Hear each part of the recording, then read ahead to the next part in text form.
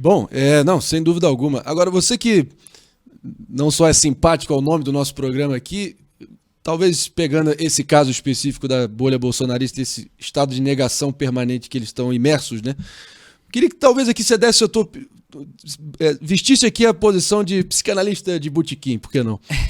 Tentar entender a psicologia por trás dessas bolhas sociais. Não, a gente entende. Então explica pra nós aqui, dando nome aos bois, sem ficar...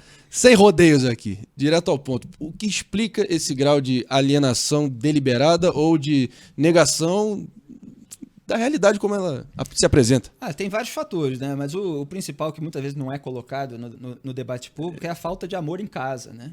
Essas pessoas precisam ser amadas pelos pais, elas precisam ser amadas pela família, pela sua rede de amigos, elas precisam... Falta um senso de propósito transcendente, assim, para elas, e elas encontram nessas bolhas e nesse culto à personalidade esse senso de propósito?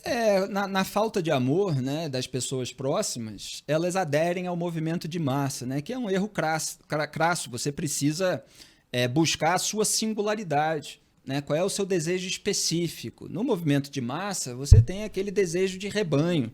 E, na verdade, tem alguém que está manipulando aquele rebanho a seu favor.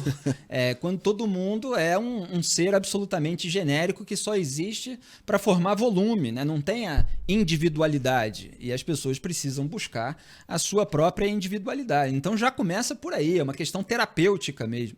Né? Só que falta, no ambiente cultural brasileiro, o estímulo, a busca terapêutica, a compreensão do próprio desejo, a não supressão da personalidade. Quer dizer, as pessoas desde cedo, para pertencer a um determinado grupo, elas vão adquirindo os vícios, a mesma maneira de pensar, as mesmas frases feitas vão sendo repetidas, ecoadas, né? E isso depois, mais velho, com mais estrutura e tal, compõe aí todo um universo chapa branca, que é uma coisa horrorosa, né? São pessoas que ficam repetindo as mesmas frases de efeito sem que nenhuma consciência individual tenha realmente feito um escrutínio sobre aquele assunto de uma maneira aprofundada.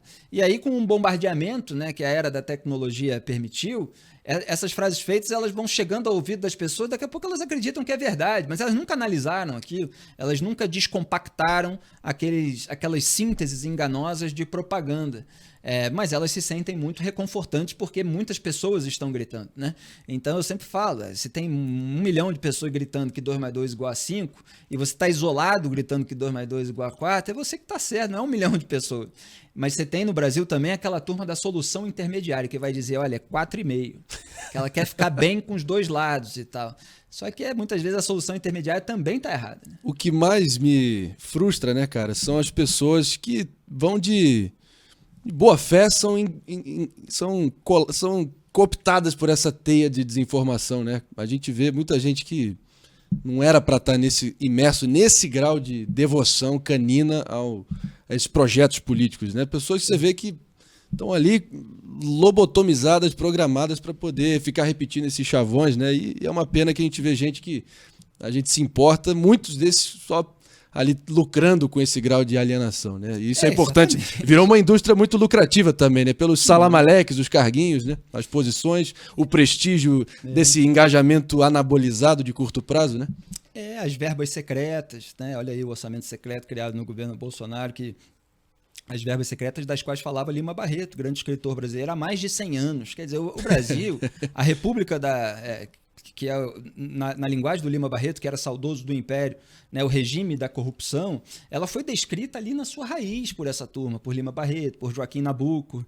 E os brasileiros até hoje não entenderam o funcionamento disso que eu chamo hoje de república de escambos, né? É o toma lá da cá. E muita gente é manipulado porque tem aquela sede de pertencimento. O sujeito não consegue representar a si próprio. Ele não consegue se sentir parte de um povo, de uma sociedade, de um país que vigia quem tem poder, que denuncia aquilo que está errado, independentemente de onde venha. Ele quer ter um time. É uma futebolização do debate público.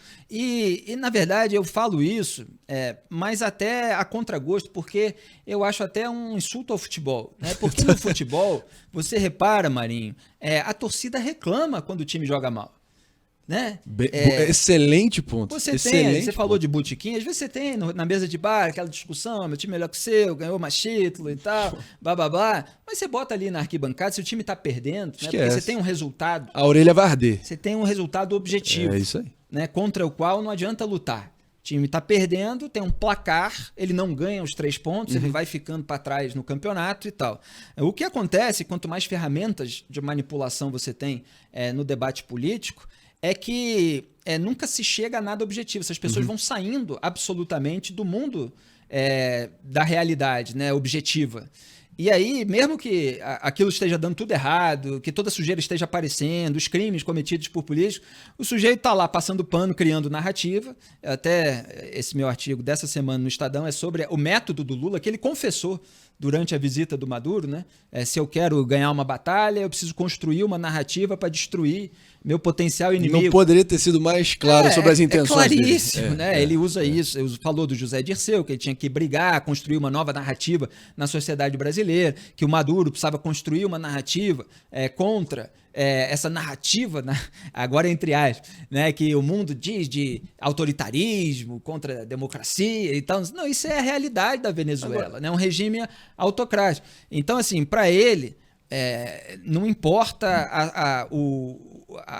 as mazelas, as imoralidades que existem ali. Se você construir uma narrativa para enganar a população, aquilo se torna verdade na cabeça do político, porque ele vive disso, ele conquista cargos assim, emplacando narrativa.